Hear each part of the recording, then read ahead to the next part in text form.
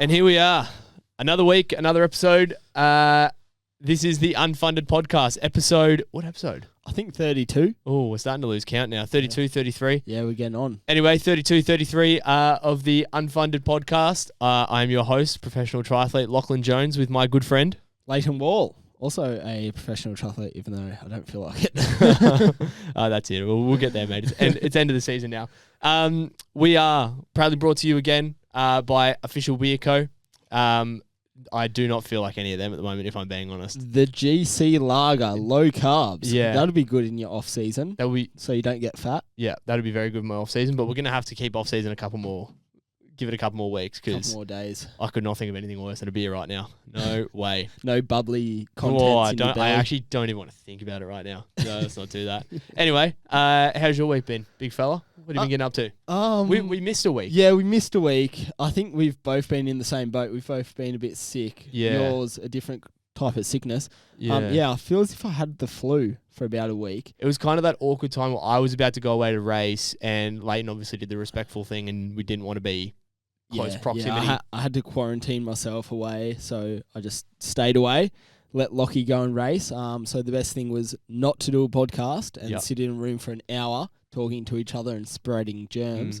I was a bit sick, and then only now I've just got back to doing a bit of training this week. What kind of sick? Just flu-y? Like a flu, yeah. I had a mad cough. I was Weird hot time and of cold. Yeah, I think there's a fair bit going around the Gold Coast at the moment.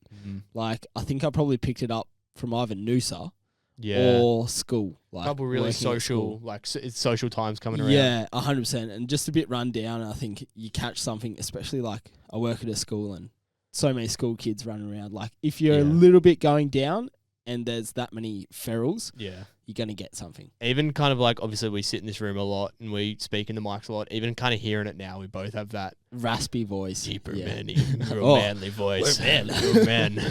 We hit puberty this week. And yours, Lachie? You went away. Fucking a literal shit show. It was one of those races where I have you ever heard of the burnt toast theory? No. Oh, my girlfriend Paige, she says it all the time. It's if something happens, it happens for a reason, kind of sort of thing. So, first off, my flight, when I first booked my flights for Tongyeong, I still booked them pretty late, but it was probably 3 weeks before we flew out. So I booked my return flight, same airline as everybody else, whatnot. Anyway, I got an email the week before I was about to fly saying that my flight hadn't been processed or something. It was something real dodgy. It looked real scammy, but I think they just oversold the tickets on the return flight. Yep. So I went on, had to rebook all my flights, ended up booking 3 one-way flights there to Sydney, Sydney back. So it was that's expensive as well. It was expensive, so it cost an extra $900 to get there. Fuck that. So that was the first big, shit show. Going over there and the preparation was actually nice. Tongyeong was pretty nice, but race itself, I had a shitter. I think I was around 25th. I had a crappy swim, made the front pack on the bike. We rode really hard, but then again, just didn't really have my flow on the run. Yeah. And when you're racing at a World Cup level, if you don't have your flow, you'll get exposed. Yeah. But then, a bad week just got so much worse. And for anybody that doesn't like disgusting stories and of poo and vomiting, to just skip this next part. But about 20 minutes before I boarded my flight home, I'm not sure what it was. It was food poisoning or water quality, but I just felt this sickening feeling in my gut. Rumble in your gut. Yeah. Ran to the toilet, had my first spew. I thought, please, I'm going on just a 9. Food poisoning or something hoping, dodgy. I was hoping. I'm going on a 9-hour flight here. Please don't let that be the start of it. Walking on the flight, walking down the aisle, all of a sudden I have to turn back, push past people, straight to the toilet on the plane. Front of the plane, everyone's watching me. My ass hanging out the door, head in the toilet bowl. Everyone's watching me. Hold up your hair. Yeah, backpack still on. It was terrible in the toilet. And then the staff are like, "Oh, are you okay? Are you going to be able to fly?" And I'm like, "Nah, get me home. I'm not staying in Korea." So I was told him, no, it was a one-off thing. Bit of food poisoning, all good. 20 minutes later, we just get in the air. I'm pushing the guy. That seatbelt sign, unbuckle, you're the first one. I was up the same time the staff members were up. I'm like, get out. Spent the next 3 hours of that flight with my head in the toilet. Then all of a sudden I went back to my seat, and then it was basically the next 6 hours of that flight was 20 minutes on, 20 minutes off. So real grim. I came back, actually got that bad. I spent a night in the hospital just to get my fluids back in, some antibiotics into me, and Yeah, try to keep some food down. I've barely eaten. I've lost nearly 10 kilos. Like, it's just... Nightmare. It was nightmare, literally. It's crazy how a little bug like that or Yeah. like a bit of bad water Yeah. can absolutely destroy your body. I think we nearly had like 5 athletes from the Australian team alone come down with it. So Do you think it was water or food? Water quality or food? I think water quality. Yeah, it I feel as if those Asian races, and we've said before, like going Yeah. to race in China, sometimes the water, like it's a risk going there. Yeah, it's and where it was a harbour for like real Industrial? real industrial sort of fisherman town. Yeah. So, yeah, man, it's just energy's just been sucked out of me, really. So just trying to find my feet again. You can kind of like smell the petrol in the water at those places. Yeah. There's that little like sort of film on top. Like the oil hue. Yeah. So it's a nightmare. yeah, not nice, but I mean, we're out hopefully the clear end of it now, and I can a couple of IVs pumped in. Yeah, exactly. Antibiotics. Hopefully they just kill everything. But I mean, that's our sort of sad last 2 weeks. Hopefully you guys can cut us some slack. That's why we haven't been on the pod. That's why it's a bit late. Been in the wars. Yeah, we have been. But there's been a bit on in the sort of the 2 weeks that we did miss. Yeah, we've had a recap. 2 really big races, and we're gonna try not rush through this, but we want to get this done quicker than usual because we have got another special guest on today. So just to sort of tease that a little bit. It's probably in the title. Probably it will be in the title. Actually, yeah, you're right. I say that all the time. Tease it. You'll see. Charlotte Derbyshire is coming on later. So we'll look forward to talking to her. First up, 70.3 world champs. I thought it was a great race. Really great. The hype, it lived up to the hype, which I feel as if most of these 70.3 world champs do live up to nowadays. Like, I didn't know that the 70.3 world champs haven't been around that long. They've been around for like 18 years or something like that. In comparison to other world champs, right, like Kona and Euro Olympics. Yeah, so there haven't actually been that many like 70.3 world champs, but I feel as if it's such a big thing now. That's why I saw all like the news articles sort of saying like we've had 18 world champs. Yeah, 18. I thought they were just counting back to 18. No, I think that's all there's been. That's okay. Yeah, didn't click. Which to is me. really cool. But I feel as if that like now the 70.3 distance is such a bona fide kind of distance that anyone can go race. Well, not anyone can race, but it's like a really hard race, and it's I feel probably like one of the peak parts of triathlon now. Yeah, it's probably that really nice middle ground where you're going to have some, like, and we have been seeing it, some long course guys come into that middle ground and some short course guys able to go up to that. It's the best of both. It's the best of both. So, yeah, and I think we saw that with the results. Like, the people that were on the podium were the best of both. Yeah, so, exactly right. Just quickly run through the podium. The men's, it was Yella. Yeah. And that was Christian. They had an awesome run battle. And then Casper Storners. Big run. Was back into that. Yeah, I know. Especially after an Ironman World Championship win. I think far out to do that and come back. To kind of show that he could do it. Yeah. Like on fatigued legs. And And he was coming back as well. He was coming back strong. Almost like surprisingly fast. Yeah. Like a lot faster than what I thought he would have come back. And then the women's, I think it was how we said it. And I don't want to toot our own horn. We did very good at but I was pretty close to picking that men's podium. Oh, the men's podium, you nailed it. No, I said Yella win, Yeah. Christian second, and then Jonas Schomburg in third, but he got outrun by Casper, and he got fourth. Yeah. I was almost like, shit. I was like, come on, Casper. I can't have Leighton do that because I can't. I feel as if I'm better at picking the 70.3. We haven't actually given you enough credit for this. You got the women's podium fully correct in Noosa. Yep. And then you've just nearly got the men's podium in 70 points. You've gone from really shit at this to actually being pretty I'm actually good. thinking about it. You actually put some thought into it. Yeah. I did a U and I went a bit rogue. Yeah, you did go rogue. Yeah, I did. Especially in the men's. The women's you picked really well. I still think Nina Deron could have done something. Yeah. Well, she won the T100 the other day. Yeah. So, it just left her run a little bit too late So for the me. women's? Lucy Charles Barkley in first, Taylor Nibb in second, and then we got, I don't want to mess up your name, sorry, Tanja Newbert. Yeah, she's a short course athlete. Yeah, she just raced the full series. I think she even got some podiums in the World Cup, World Series. Yeah. So she's a real and it was her second 70.3, I believe. Which is just insane. Yeah, I know. I think she's got an insane pedigree on the run, Mm. which obviously helps a lot over Helps. 21K. Yeah. Like, you're going to put in some time. Yeah. But those two girls, they're so dominant. Yeah. Like Lucy Charles and Taylor Knibb. Your third place pick, Jess Learmont, surprised me. Yeah, Like, she was close as well. really for close. A good distance. Yeah, I think the run, and like I said it, the run was going to hurt her, and Yeah. it did. She went from coming, I think, like in that top 3 off the bike to falling back to 7th. Seventh. But like she had a lot of camera time. Yeah, which made me 100%. nervous. It was. I thought. Oh, as if Leighton's here got we all are. of it. Nah, you did very well. You did very well. Any people that weren't in it that you thought should have? I think Gustav I was going to say Gustav. in the men's. Yeah. Who's a bit disappointing. Yeah, that was. Who else? Where was Nick Thompson in the end? He was just inside the top 10. I believe so. Yeah. Yeah. I think. What did Jamie Riddle end up? He No, was still good. he Like, did well. He did 2 top 10s in Ironman and the 70.3. Yeah. And they're young boys. Yeah. So like I think for those two as well, they've got time. Like they've got a lot of time. Who were you supporting in that run battle against? Yellow. Yeah. And it was Yellow versus Christian. No doubt. Like, I think 100% Yellow. And I know that we're obviously a bit late to the party here, releasing a couple weeks later, but the fucking live stream. Oh, it sucks. And I understand, like they were trying to say, oh, we had camera difficulties.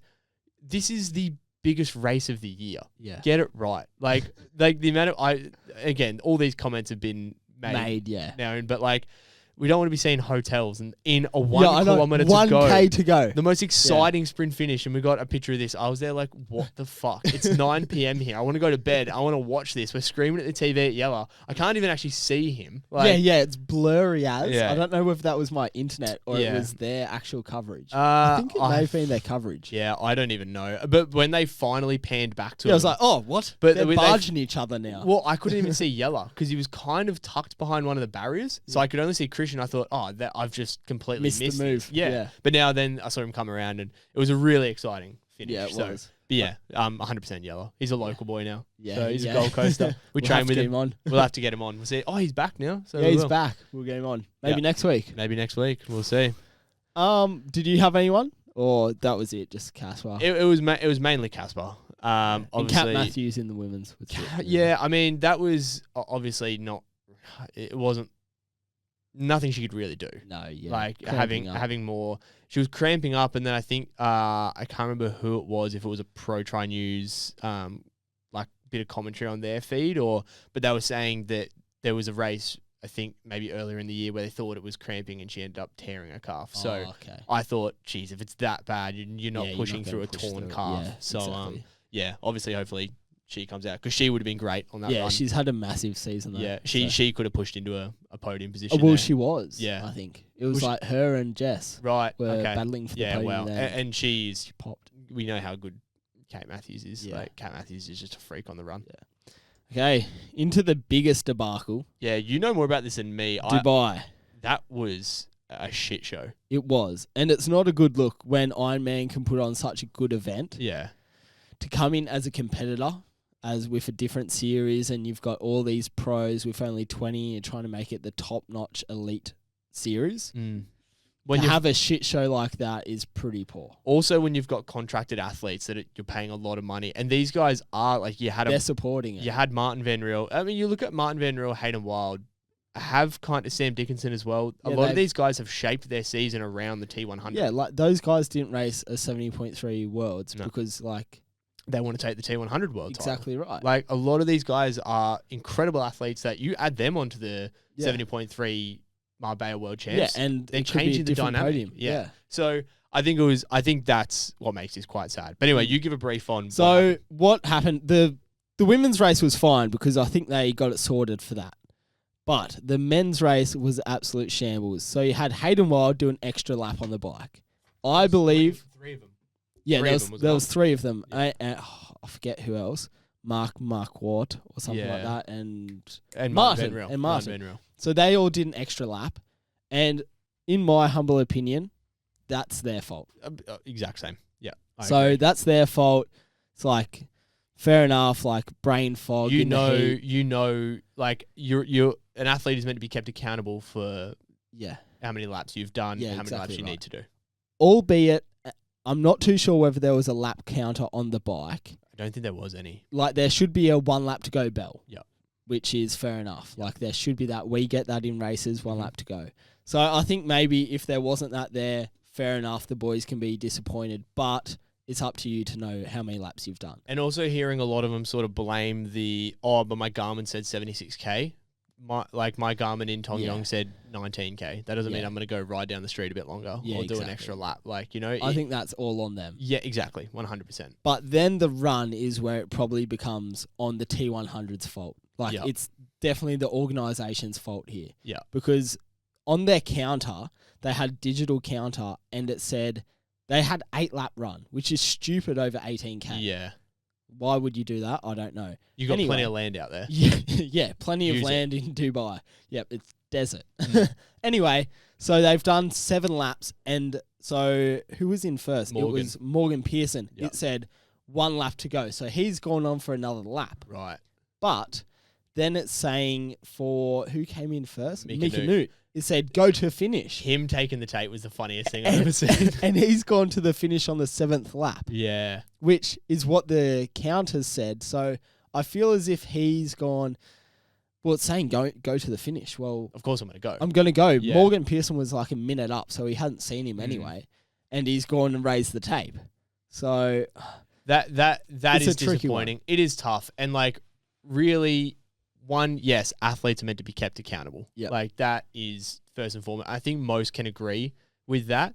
But for the T100, when they are, like you said, trying to set a precedence and they're trying to make a name for themselves as one of the top leading sort of contenders for a World Series or... Yeah, and they're saying it's a bona fide world title. Yeah. At the moment, it's when you put on a race like that, look at it's not. As an asterisk. Exactly. Yeah. Exactly. Now especially. Like, yeah. It 100% ruined Hayden's, because if they'd all got off at the same time and they all ran, Hayden would have won that. I think we can. Or I think we can all agree. Worst case, he's in the best form that anyone's in. Worst case, Martin maybe he would have, but that's worst case. That's if Hayden has an off day. He was leading the race and he was about to go into his best leg. Yeah, and they had a gap of Martin was the only one there. Yeah, So we know that, and now that I think after that race he was 5th. He ended up 5th. I think 5th. Yeah. So it's not ruined his. Like, no, he's his probably season's still going to go. He's probably still going to win it. Yeah, exactly. But it's not. If you're someone that wants to go win all of them, or all the ones you put in, like, it's kind of ruined it for him. Yeah, exactly right. So, yeah, it's definitely put a bit of an asterisk on. And I've also felt terrible for Morgan Pearson, who, like... Yeah, he didn't get... he ran across at like 9 o'clock at night and lifted the tape. Well, yeah, just for a photo. Yeah. Like, yeah, they literally... He had this big smile on his face, and then he comes around the corner and sees 5 other athletes down, and he's like, what? How has this happened? But, yeah, like, it was terrible. And to see... the amount of athletes posting their opinions on it and sort of saying... they weren't happy. They weren't. Martin Van Riel definitely wasn't happy. No, he was not. And that was pretty, like... What's the word? Kind of like... And rightly so, when you are the reigning T100 world champion. Yeah. I don't really agree with it. Like, the T100 world, I don't really care for it. No. Like, I think you're adding... That's too many elements there. You've got Yeah. a world champion, you've got a 70.3 champion, you've got an... Ironman world champ. No, you got Ironman 70.3 and then Matty Hauser, the World Series champion. So you got short course, too long. We can't add another. Nah, yeah, It's getting too I much agree. here. Especially when there's 2 distances exactly the same. Yeah, it's getting too much here. You're filling in too much gap. Yeah. Have it as a separate series. You're the T100 champ. You're the challenge champ. Yeah. You're whatever. All this, But you're not the world champ. You're not the world champ. Yeah. Like, yeah, you can pay him as much money as you have, but Yeah. that's still just, in my opinion. That might mean nothing to anyone, but that's just my opinion. But yeah, that was big drama, and I think there was a lot of carry on, and yeah, rightly so. I think so. What would you suggest that? What should have happened? I think. Like, do you think so? I think there was a couple, and I'll credit Pro Tri News for this, and they had a couple things. You DQ everyone that went the wrong way, and I think there was only about 4 finishes. Yeah, I'm unsure about that because it was a T. See, I said this the other day, actually. I was like, more on that side because it rewards the people who actually counted the laps. Yeah. So I think Hayden counted his laps wrongly on the bike, but then did 8 laps running, which, I mean, yeah, you fucked up before, but then everyone else has stuffed up in the run. Yeah, so everyone should be DQ'd. And so then everyone else should be DQ'd, and these guys, well, if we're going to say you got to follow the course and it's up to the athletes. Yeah. Well, then they should be the ones reaping the rewards of the top 4. Yeah.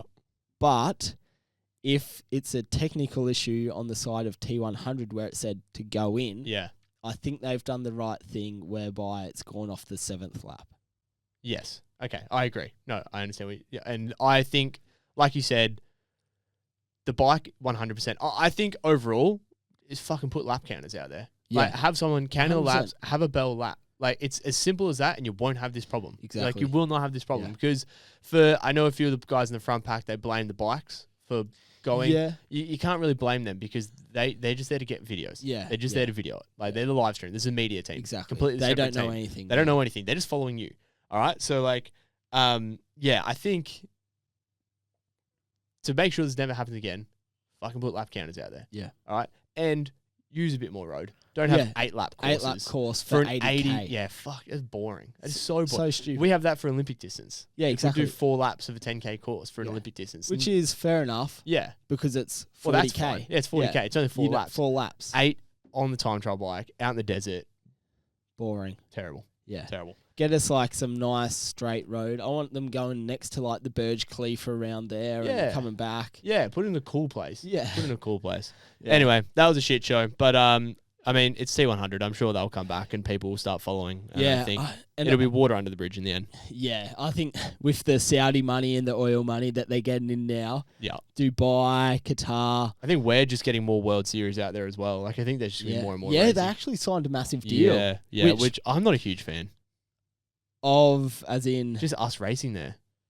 No, like, what, I mean, if they're paying the money, yeah, but everything's gone that way. I think in like sport, like, did you see the crowd? Running down the finish it with 10 people. There's no atmosphere. What atmosphere is there? You don't want to be racing there. And I feel as if in Europe, especially like with triathlon, it's a cultural thing. Like you look at a Hamburg World Champs, it's crazy. An Australian World Champs was crazy. Like after we've just come off it's not the Wollongong. lifestyle that they live. No, they don't really care for it. No, it's like we've got a couple of Saudi princes, and I mean, if they've got enough money and they want to fund this podcast, we'll happily have a couple mil. We'll do a live show out in the desert. I don't care if 10 people are watching. Yeah, exactly. There's probably only 10 people that listen to this. None of them will be there. But I think it's good that there's like some money that they have to pump into it, albeit, dodgy oil money. I don't really care. Oh, I just don't want to be racing now. I just don't want to be racing. Desert. No, it's just like, it's just no atmosphere. I feel as if it's cool. It's a cool novelty, like the one race in Abu Dhabi for the World Series. I think, cool. That's enough. We've gone to that continent. Yeah. We've seen the Middle East. And then we can go back to Europe, Asia. Yeah. It's not for me. It's not for me. That's all that matters. Alrighty. Enough about the T100 carnage. Let's now bring into someone who actually had a massive win over the weekend. Yep. Let's get her. Charlotte Derbs. Alrighty. The star of the show. Main guest for today. We're back. Another fellow Aussie. Gonna give her a big congratulations after her first World Cup podium on the weekend. Bronze medal in the Tongyeong World Cup. She is a 4-time Australian junior champion. She's been to a Youth Olympic Games and 2 World Championships to her name. Please give a round of applause. Charlotte Derbyshire. Woo! Thanks, guys. Happy to be coming here. on. And again, your first pod. Yeah, first pod. Podcast. I actually got to say, I felt pretty proud when I was doing my bike warm up, and I obviously saw Shah just finish her race, and I was doing my warm up. I was trying to get in the zone. I saw Shah came around. She had a tear in her eye, and I was like, "Oh my god, Shah!" Like giving her a big hug. I was so happy. She was like, "Thank you. Can I come on the podcast now?" I was like, "Yeah, you can." No, yes, it's you because can. I remember I said to you, swimming. Yeah, I was like, "When can I come on the pod?" And you were like, "We have to do something good first." And I said I was a like, World Cup podium. Yeah, and I That's was like, pretty cool. "Well, It was I'm going to just do that." like a couple of weeks before you. Yeah, went off to yeah. race. Oh, well, Look at so us Is that in now. the back of your mind when you were running? Oh, I need to get on the pod. Oh yeah, obviously. I That think was- it was. Nah. It's funny because I remember I think when we had Mercer on a couple years ago, at the start of the season, he said we didn't pick him like in our top 3 for the race, and that pissed him off. So he's like, I'm going to show these boys that I should be in their top 3 picks. So I thought that was you guys are cool. giving us motivation. Yeah, thank you very much. Thank you. Someone has to give us motivation then. Yeah, I know. Fuck, maybe we might race a bit better then. Anyway, back to Shah. Yeah. You've just come off the podium. Has it sunk in yet? I don't think so. Like, it still doesn't feel real. I'm obviously like still so excited. Yeah. And yeah, I was really emotional that day too. So yeah, I don't know. I'm still kind of riding the high. Yeah, it's been a bit of a long time coming because you had a great race the week before as well. You got 6th there. So that was a PB result too. Yeah. And I was really excited after that race. Yeah. So it was almost double excitement. You just got better. Yeah. So I just wanted to, I guess, do better than the race I did in Miyazaki, and I did that. All of a sudden you're running down. You're like, oh my god. Yeah. You got a podium. Yeah. Well, yeah. talk us through the race. How did it go, start to finish? Like, I think obvious one, your swim was set you up. Yeah, I think when I was watching it, I saw you in the front pack out of the swim. I actually rewound it to see what you came out of the swim. It was like top 5. I think you were 4th I was like, out of the there water. we are. Like, oh, it's on. And that's meant to be your weakness. Yeah. So talk us through that. How was the race? How did that play out for you? Yeah. Well, I guess like even before the race, I woke up. I usually am someone that gets like super nervous before I race, but that day, and I guess before Miyazaki as well, I woke up and I was actually just like super excited, just really, really, really keen to race. So I think going in before, I was like, I've got nothing to lose here. Like, I'm just gonna give it my best. Like, I'm obviously expecting a good result for myself, but I was like super relaxed. And then kind of got in that start line. I was ranked quite high going into the race, so I got to choose where I went on the pontoon, and obviously I put myself next to Tilly because I was like, she's the strongest swimmer in the field. And was maybe that left or right? Sorry, I went right. Okay, and that's very where, different to the men's race then. Yeah. So I went right, and so the gun went off, and I was like very aware of where I was the whole time. I was like, just stay aware, stay like in the moment, try get on her feet, which I didn't, but it was still like good enough to be in the position where I was. Almost gave you a bit of a toe to the front of that pack exactly. Anyway. And I could see where I was, and I was like, I'm happy just to sit like in this 4th or 5th position, get the toe, because I think that will form a front pack. Like, that will be guaranteed. That's your ticket to the front. Exactly. Yeah, that's my ticket to the front. So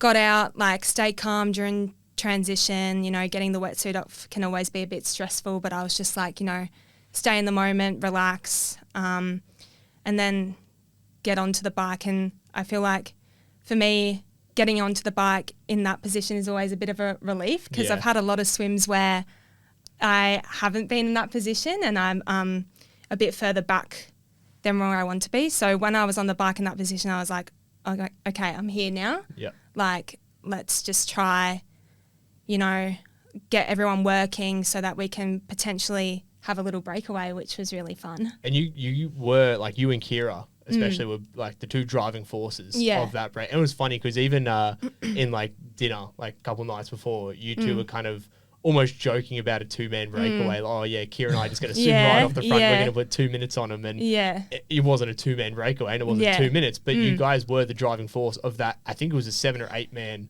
sort of breakaway. So like what you girls sort of said wasn't that far off happening. Yeah. So, well, I think like after Miyazaki, we knew that we could like potentially be in that position, I guess. And it was like really great having Kira there as well. Like it was so good, I guess, being with each other the whole time. Like we're a teammate. We're like very encouraging towards each other. We both wanted each other to have really good races. So I think it was actually really fun and nice having her there.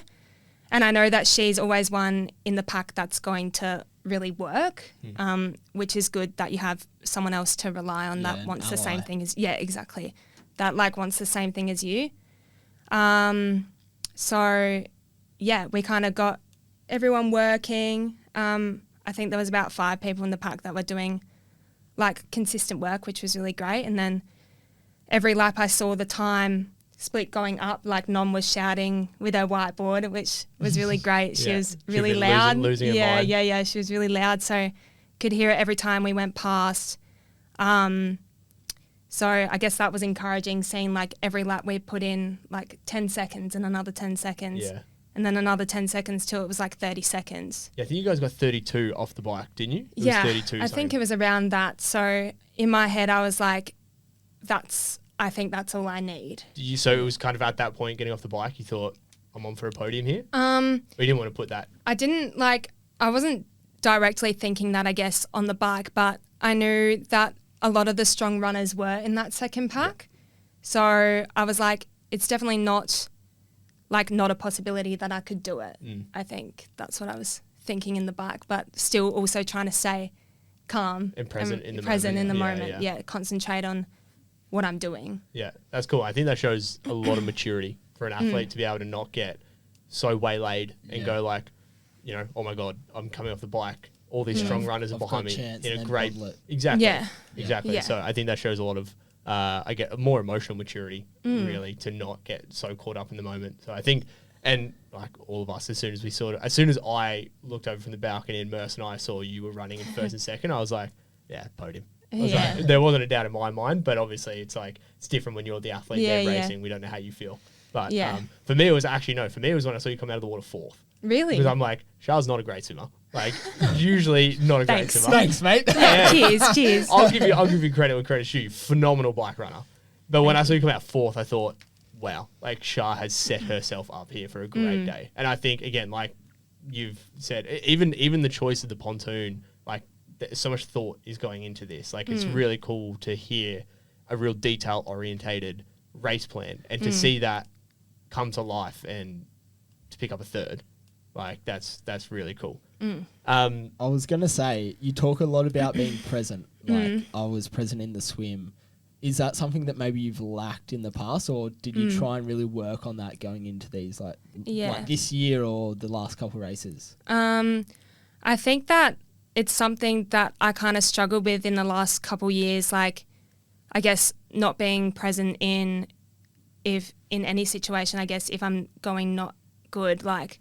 I'm already really emotional, in the race. So, I think that was like a really important part I worked a lot with psychologists in the past, is just being present in the moment, think about what you're doing, because when you're not, that's when mistakes can happen, I think, especially for me. Like I'll stuff something up for sure. So almost getting a bit ahead of yourself. Yeah, exactly. So do you think was that a psychologist or a coach or both kind of blend? Was it mainly like, let's say, in training sessions where you're going, this is like my key goal of this session, or was it more like, you know, you're with a psychologist? I've never been to one, but like I know sports psychs are really good. A lot of people rave on about them. Yeah. Was it like that kind of like learning from that? Yeah, I think... Or a bit of both? Yeah, I think definitely... a bit of both. Like I have the psychologist, and then I also have my coach now, who's very, I guess he is sort of like me. He's like relaxed in the approach to things, which I really like. And he says to me before every race, like, don't think, just do kind of thing. So like, don't think too much about your next step or what you're doing. Like, not what you're doing, but your next steps in the race. Like, you kind of instinctively know it. So just exactly. Do it. So like, just do it. It's nothing different to what you do in training. Yeah. I think that's pretty cool, because obviously very similar to, we've heard like Maddie Hauser, and obviously like you and Hauser get on really well. And we've heard Hauser say in the past, sort of the more relaxed he is, the better he goes. Like as soon as you've got a relaxed Hauser on the start line, you've got a scary Hauser. And so I think like hearing you sort of say, woke up in Miyazaki and Tongyeong, I was excited. Like that almost is a good reflection on, if an athlete's excited, then it's like, okay, well, that's a pretty dangerous athlete there, because they're just what they want to be there. There's no like fear or nerve, or like obviously a bit of nerves, like there's natural nerves, but like it's almost cool that you've been able to flip that now to be more excited to go out there. Yeah, definitely. Yeah. Your post-race interview. So I think that was obviously very emotional. Like I saw you come across the line and a lot of happy tears, maybe tears of relief. Why do you think that moment was so powerful for you? Like, why was that such a big moment for you to be that visibly upset? Yeah. Or happy. Not Or happy. Not No, yeah, sorry. Stoked. No, sorry. You know what I mean. Yeah. Tears of joy. Yeah, Tears yeah, of joy. Yeah. I think that like the last couple years in triathlon for me have been really challenging and really hard. And I think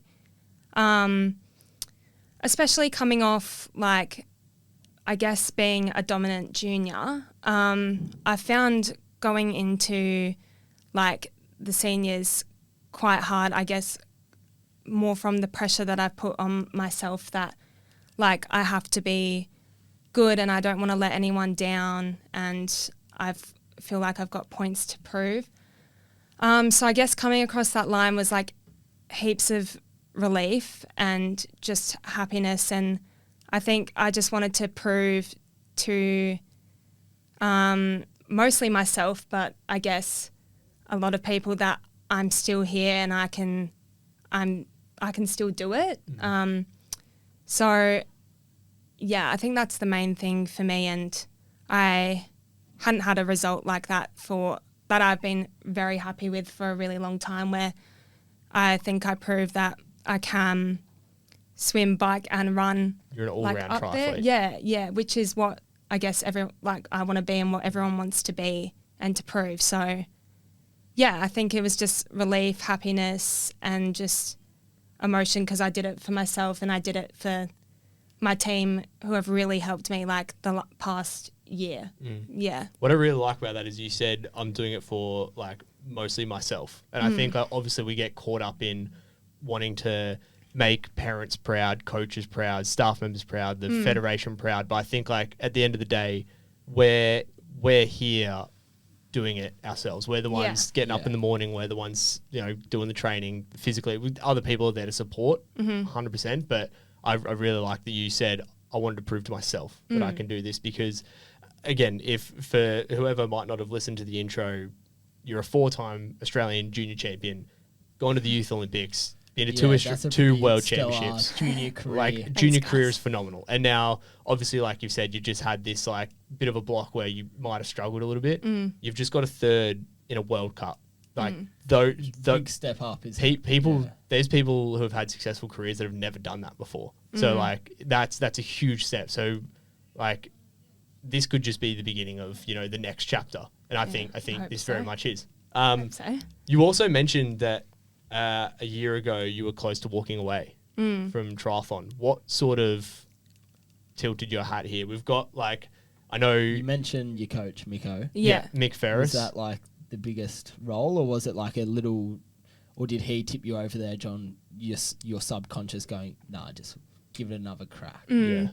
He was definitely like a massive part in keeping me in the sport. But I guess like by the end of or the middle of last year, kind of when I didn't get selected for under 23 Worlds, that was like a massive blow for me, I think. And I almost got to the point where I was like, what's the point of this? Yeah. Like I've worked so hard.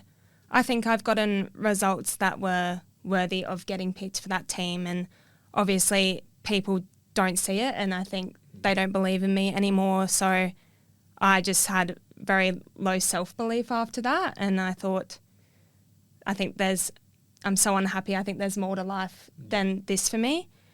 And then I sat down with Mick and he said, I think that you've got so much like potential and I think that you can really make it and just give me a year. And it might not even be a year, like it might be longer than a year, but you just have to give it time. It's like a completely new training, completely new, style of training.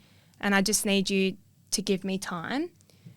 And I think from that, I was like, okay, let's just give it. I want to put my all into this if I'm going to give it one more crack. And I do just have to be patient with it because it's not all just going to fall on my lap. It's not just all going to come overnight. So, yeah.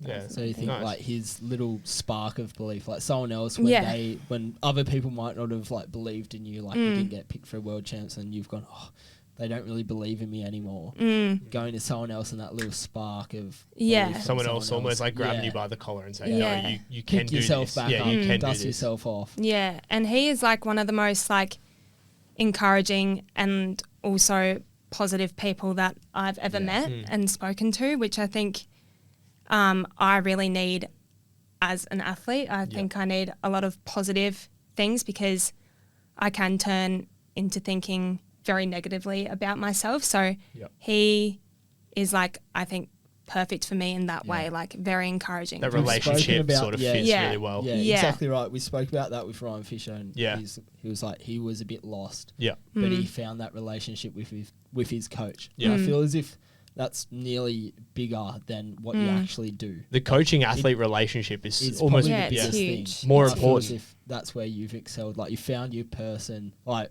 we know Micho. He's like the chillest guy ever. It's great. Yeah.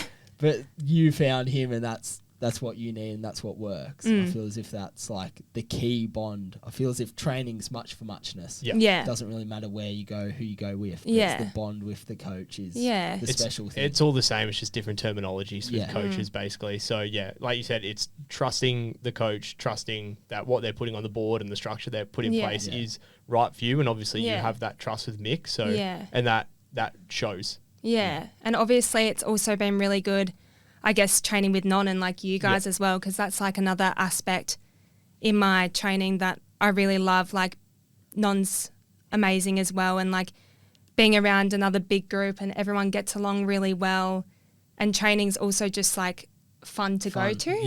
It's a really we're playing cricket before swimming, like with a foam roller, like we're all just taking the piss a little bit. I was just saying really this fun. the other day, and I was just like, Daniel?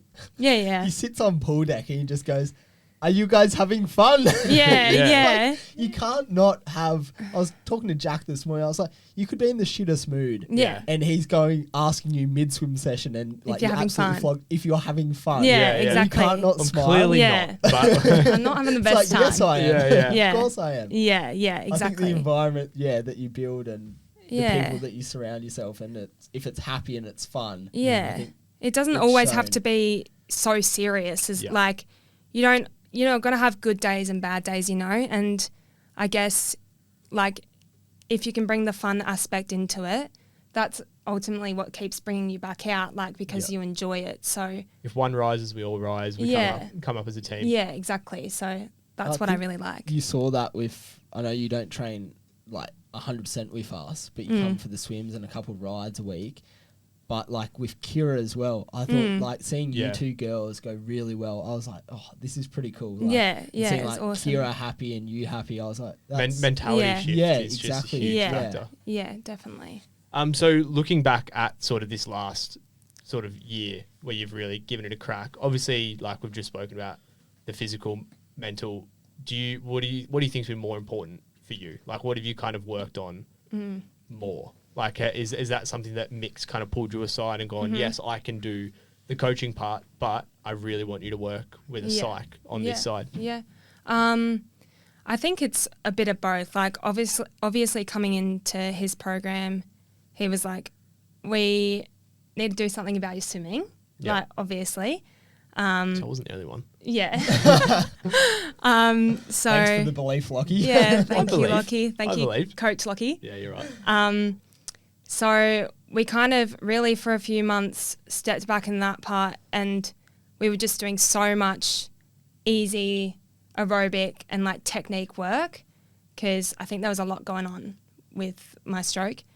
So we have really been chipping away at that for a really like pretty much the past year. And I think that slowly this year it's just been starting to click for me, and I'm feeling like better and better each training session in the water. And so, that was the first thing that on a physical side we wanted to work on. And I also, with the training, he wanted to try do a lot more aerobic conditioning stuff, because I think that may have been something that I was lacking before, like just easy aerobic stuff. Let's just build up your engine, and then we'll gradually, start adding in your harder works sessions.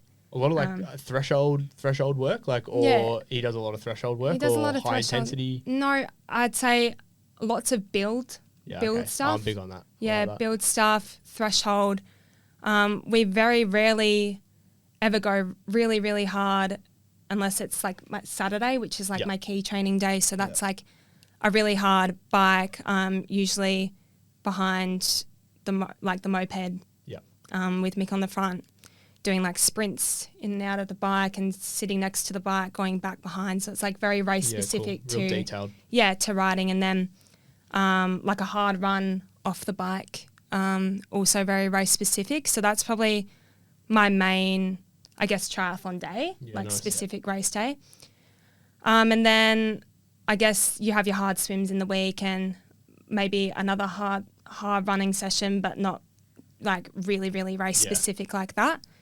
More of a controlled. Yeah, more of a controlled run, and then one other threshold ride. Yeah. And the rest is just like easy's easy, hard is hard. Yeah, mileage. I love that. I think Australia is now, like, especially in the coaching scene, we're starting to break away from we just have to hammer ourselves and hammer ourselves. It's like the importance behind just getting your day-to-day aerobic mileage in is, I think, coming to the forefront. And I love that coaches are starting to emphasize that. Yeah. And like he said to you, like, I want you to get your mileage up and just ride aerobic. Like, I think that's so important. Yeah. I mean, Mick's got two pretty good athletes right now. Yeah. Josh, who's going amazing, his son, and yourself. So it's pretty good little stead down in Casarina. Yeah. I mean, Josh was just about time. Oh, like, it was just you a matter two of both time. went to the Youth Olympics together. Yeah, we did. Yeah, that's cool. Now training together. That's where we all met. So it's pretty cool.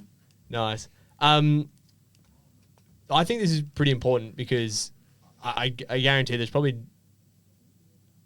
how many female athletes have come up through junior sport, very, very talented, have kind of come out of that junior, I guess, age group, jumped up into under 23s where you're racing different girls. Because at under 23s, you're still kind of racing the elites as well. So you're every race pretty much. A 19, 20-year-old girl still trying to potentially figure out like body changes, what's going on, how do I use like my body to keep up with these women essentially that have got years of experience. What is something that, you know, you would want to tell a younger you? Like if you had one piece of advice for a younger you, because like I guarantee you there's going to be other girls. There's probably been girls in the past and who have gotten to that stage and they haven't been able to make it back and they've called it quits. And there's talent that we've lost. Yeah. And I guarantee there's going to be girls in the future that have the same issues. What's something that you could tell them or tell a younger version of you? Yeah. I've put you on the spot here. So was this in the question? It wasn't. I've just thought of it then. Yeah, no, that's okay. I think definitely for one, you know yourself better than anyone else, like than any coach, than like anyone else that's doing the sport. So I think trust yourself. Like as you get older, you know what you need to succeed. You know what training works for you. You know what type of like personalities, I guess, work for you to be the best version of yourself. So I think really trust yourself and be a bit selfish in a way, like do what you need to do. And I think another big thing is just, I guess, as it's shown, like be patient. Like if you're doing the work and then you also have the mindset of belief that you can do it, I think that's when confidence comes in, and like just having that self-belief helps you when it gets to the start line. So I think, just patience and like don't stop believing in yourself really, because you never know. Take what could control happen of your future. Yeah, take control. Inspirational, Dave. Yeah. That was a much better response than I thought. That was really? Great. That was really good. For someone that I just threw that question at you last minute. That was very good. Very good. Maybe like leaning past that, is there like a mantra now for the future that you've kind of got? Because I'm assuming you've got pretty big aspirations now that you've got the ball rolling a little bit. We've got an Olympics in 3 years. We've got a home Olympics in 7 years. If you're getting podiums in World Cups, I'm sure there's the next stage from there is the World Series. Like, when was our last Aussie World Cup podium? Has someone got one this year?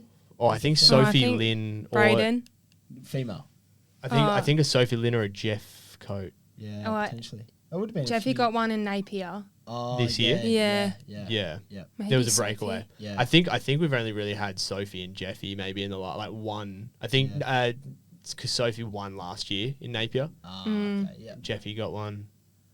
Yeah. I think we've only had a handful. So you're Yeah, one of yeah. you're one of Yeah. 3 that I can remember off the top of my head. Yeah. Yeah. In the last So, few years. Yeah, Pretty like impressive. realistically, like Thanks. we talk about it a lot. Like I think we saw a little bit of and I was pretty honest, like a bit of a gap in like the women's field, Yeah. and I was very much, and like you said before, when you didn't get picked in Worlds last year, I thought that was a huge missed opportunity. Like I just think we should be filling spots with, especially in the juniors and under 23s when we've got elite spots to fill as well. We need to get them ready somehow, and under 23s juniors is the way to go about that, I believe. Yeah.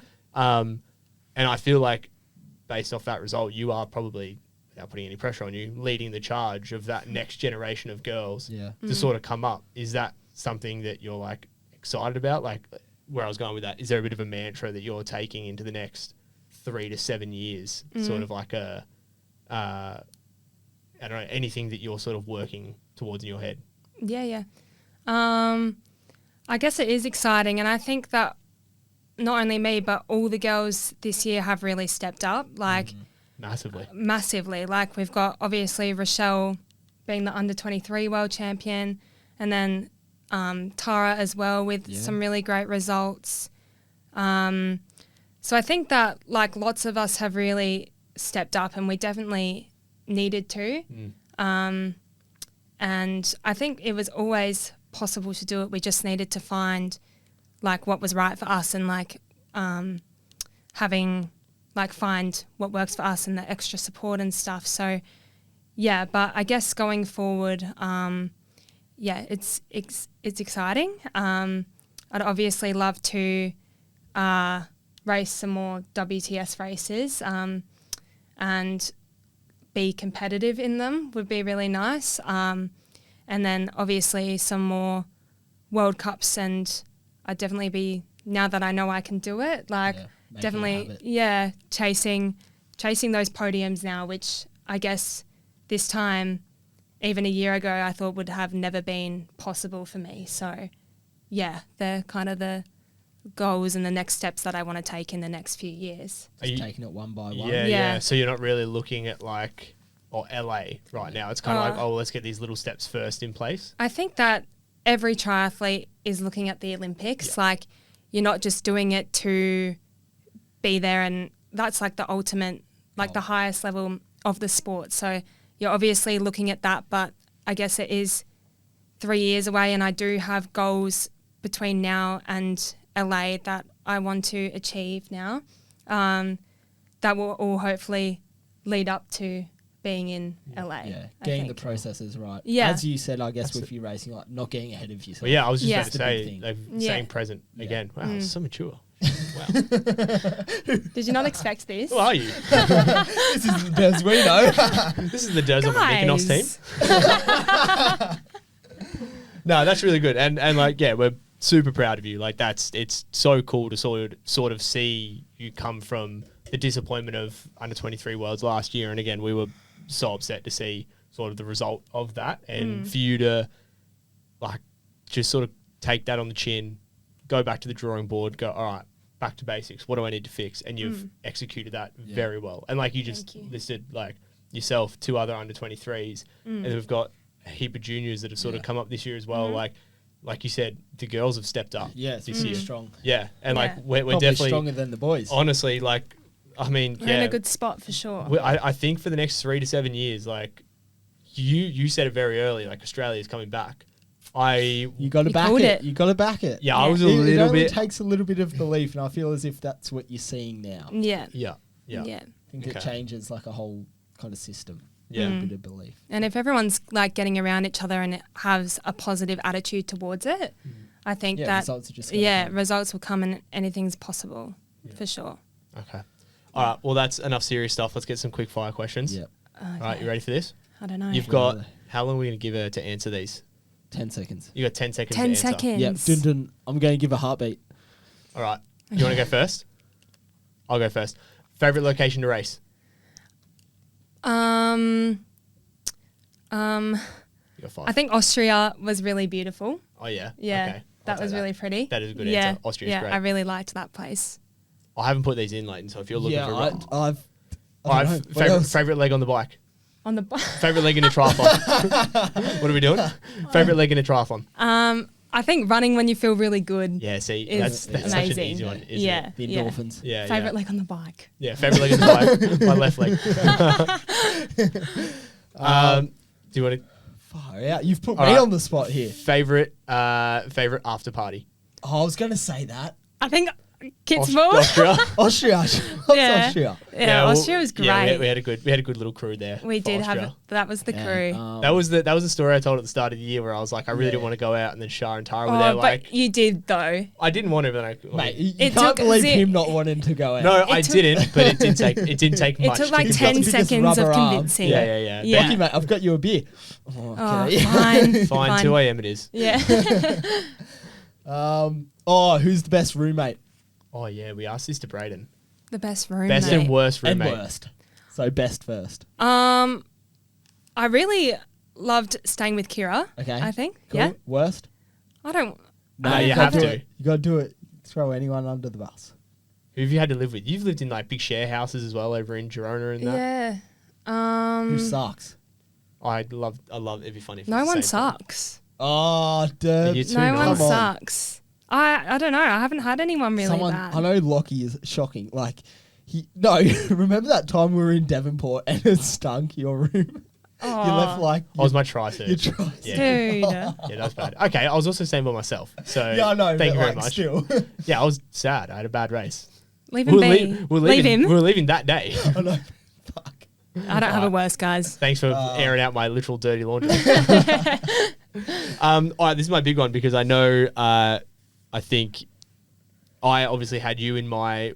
For anybody that doesn't know, one of our first episodes we did, I think we did like a recap on the year, and we were coming off season, and one of the big one of our segments that we did was the Mykonos Dream Team, and it was essentially we were picking a mixed team relay of our 4 people that we would want to go to Mykonos with. Yep. Right, so you pick 2 guys, 2 girls. Yep. And you're the captain. You're the captain of the team, and this is your team that you're taking to Mykonos with. It nothing to do with athletic ability. Past, present. Yeah. Nothing to do with athletic ability. Doesn't matter who. It's purely who you'd want to party with in Mykonos. Yeah. Who's Shah Derbs' team? You're captain, by the way. Who are you taking? Yeah, of course. Yeah. No brainer. Obviously. Captain all the time. I'm the captain. It's pretty hard to go past, obviously, you, me, Fuck yeah. Braden, and Tara. Yeah, that's an unreal. We've thing. had some really good times. Yep. That's kind of the squad when we're all together in the race. I'm like, yeah, they're gonna be. I feel like we they're all gonna be my have fun. people. We have fun like in and out of the race. Yeah. As well. It's like we Yeah. always tend to race like pretty well, and then like the trip around, it's always fun. Yeah, too. but then outside of that, some other boys, I think Kenji's shown that he Yeah. likes a party, Yeah. and I think Tyler, Mr. Chuck could also be. You're filling up your Really team with guys fun. here, Shah. You got 2 guys, 2 girls. Yeah, Yeah. you need another girl. So you've got Lachie. Well, you've got 4 guys now. True. 2 guys, 2 girls. Sorry. I really appreciate that. The main. That's my main team. Fuck yeah. Yeah. All right, one more girl. One more girl. Oh, one more girl. You need a blow in. I do. I thought it'd be obvious. Who? I thought you were going to go Bria. Oh yeah, Bria. Thank you. Yeah. Yeah. Bria's so much fun to party Yeah, with. let's go Bria. That's a for pretty sure. good Oceania Yeah, team there. yeah, There you yeah. are. Or Oceania, obviously. Lifting lifting up the beers. Oceania Yeah. taking, Trophies. taking on the Euros. Yeah, we'll go That's Bria. good. All right. That was nice little. That wasn't very quick in that last one, but Yeah, that's all right. Yeah, was- sorry, a bit more than 10 seconds. needed some time. Needed some to time. explain. Yep. Thanks for coming on, Derbs. Yeah. Thanks for having me, wish you guys. the best of luck Thank for you. next year. Enjoy your 2 weeks. You got 2 weeks off Yeah, now? 2 weeks. Yeah, 2 nice. weeks off. And Probably see you guys out, I guess. you, no. We- Oh, we're locked in. Quite 2 weeks. Locked Why? in. No, we're not. We'll see you at the pub tonight. Thank you very much. And again, Char, huge congrats on not only the race on the weekend, but all your work as a junior, like you overcoming sort of the speed humps in the last few years. Like it's encouraging, and I think a lot of people that listen to this and hear about this will find your story encouraging, that a successful junior, yes, you will have some speed bumps, but there is light at the end of the tunnel. And if you are experiencing that, like, and I'm sure you'd be happy to reach out to people that are older than you, always happy to chat. Yeah. Cool. For You're going to get a lot of DMs now. So, Yeah. so What's the Insta? Derbs? It's just Charlotte Derbyshire. Nice. Derbyshire. Yeah. I always thought it was Derbyshire. Derbyshire. Yeah, everyone says it wrong, but Derbyshire. it's Derbyshire. Bit of class. Derbyshire. Yeah. Derbyshire. So classy. Classy last name. Alrighty, that's a wrap. Thank you very much. Thank you, guys. And, yeah, we'll see you soon.